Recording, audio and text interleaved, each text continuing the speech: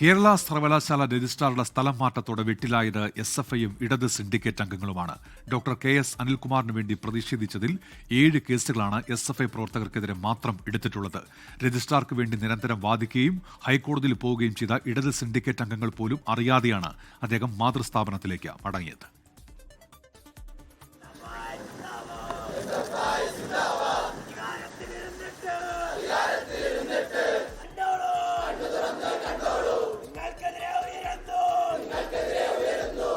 കാവിക്കൊടിയേന്റെ ഭാരതാംബ വിവാദത്തിനു പിന്നാലെ KS അനിൽകുമാറിനെ suspend ചെയ്തതോടെ സമാനതകളില്ലാത്ത പ്രതിഷേധത്തിനാണ് കേരള സർവകലാശാല സാക്ഷ്യം വഹിച്ചത്.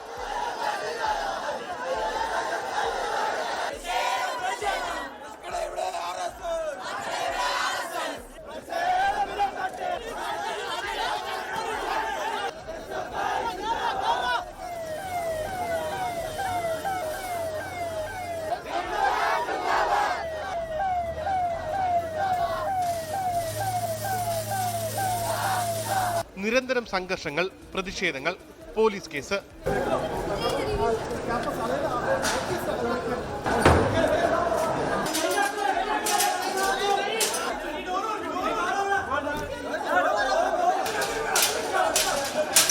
ഇതേ തുടർന്ന് കന്റോൺമെന്റ് പോലീസ് സ്റ്റേഷനിൽ മാത്രം SFI പ്രവർത്തകർക്കെതിരെ നിലവിലുള്ളത് 7 ക്രിമിനൽ കേസുകൾ.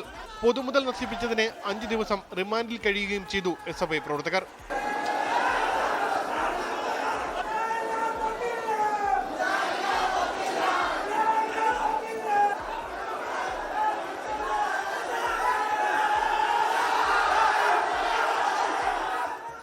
വളരെ അസഭ്യം പറയുന്ന, ആക്ഷേപിക്കുന്ന മോഹനൻ കുന്നുമ്മൽ സ്വയം ചിന്തിക്കേണ്ടത് തനിക്ക് എന്താണ് ഈ സർവകലാശാലയുടെ ആസ്ഥാനത്തിരിക്കാൻ യോഗ്യതയെന്നാണ്.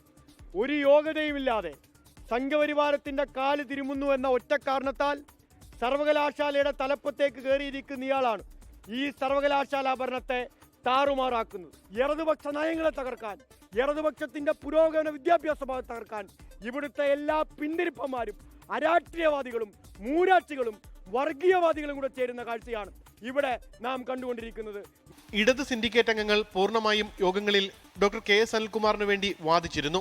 വിദ്യാർത്ഥി പ്രശ്നങ്ങളിൽ പോലും തീരുമാനമെടുക്കാതെ സിൻഡിക്കേറ്റ് യോഗങ്ങൾ ഡോക്ടർ KS അനിൽകുമാറിന് മാത്രമായി ചുരുങ്ങി. ഡോക്ടർ സിസ തോമസിനും ഡോക്ടർ മോഹനൻ കുന്നുമേലിനുമെതിരെ രൂക്ഷ വിമർശനങ്ങളും ഉന്നയിച്ചിരുന്നു. ഡോക്ടർ സിസ തോമസ് 8 ദിവസത്തേക്ക് താൽക്കാലിക വൈസ് ചാൻസലറായി വന്ന ഡോക്ടർ സിസ തോമസ് നടത്തിയിരിക്കുന്നത് തികച്ചും സ്റ്റാറ്റ്യൂട്ടിൻ്റെ വയലേഷനാണ്. സിൻഡിക്കേറ്റിൻ്റെ അധികാരം കവർന്നെടുത്തിരിക്കുകയാണ്. നിയമവിരുദ്ധമായി, ക്രമവിരുദ്ധമായി, ചട്ടവിരുദ്ധമായി നിരവധി പ്രയാസങ്ങൾ സൃഷ്ടിച്ചുകൊണ്ടിരിക്കുകയാണ് ഈ താൽക്കാലിക വൈസ് ചാൻസലർമാർ. AIYF, DYFI, KSU പ്രവർത്തകർക്കെതിരെയും കേസുണ്ട്. മിനിറ്റ്സ് തിരുത്തിയെന്ന് സിൻഡിക്കേറ്റ് അംഗം നൽകിയ പരാതിയും സിൻഡിക്കേറ്റ് അംഗങ്ങൾക്കെതിരെ മോഹനൻ കുന്നുമേൽ നൽകിയ പരാതിയും പോലീസ് സ്റ്റേഷനിലുണ്ട്. നിയമം നിയമത്തിന്റെ വഴിക്ക് പോട്ടെ.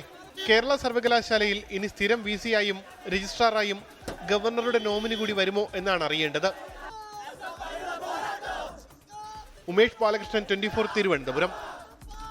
ലോകത്തെവിടെയായാലും ഏത് സമയത്തും 24 വാർത്തകളും ഓഗ്മെന്റഡ് റിയാലിറ്റി പാക്കേജുകളും എക്സ്പ്ലെയിനറുകളും വിശദമായി കാണാൻ ഞങ്ങളുടെ YouTube ചാനൽ നിങ്ങൾക്ക് സബ്സ്ക്രൈബ് ചെയ്യാം.